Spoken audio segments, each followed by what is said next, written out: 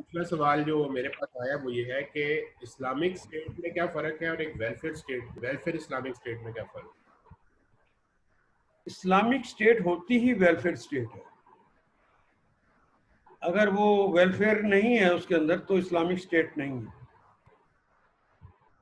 Islamic state के एक जुज है वेलफेयर, और कोई वेलफेयर का नाम लेकर कहे कि मैं वो ही बना रहा हूं तो ये गलत है। उसे इस्लामी ही बनानी होगी। इस्लामी के अंदर वेलफेयर खुद ब खुद आ जाती है। ये मगरब से हमने लिया है जी, हमारा मजहब इंसानियत है और इंसानियत के काम आना है और इंसानियत के काम करने हैं और ये वेलफेयर होती है।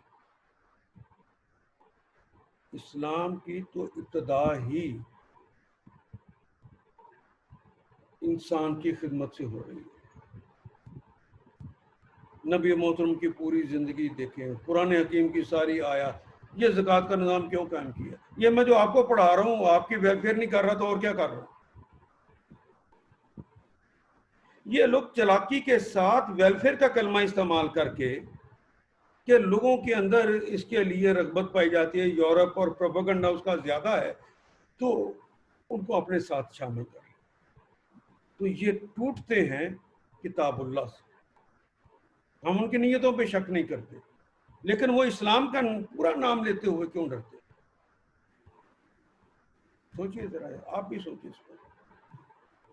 इस्लामी स्टेट की जरूरत है और वेलफेयर जो होती है वो ऑटोमेटिकली उसमें होती है।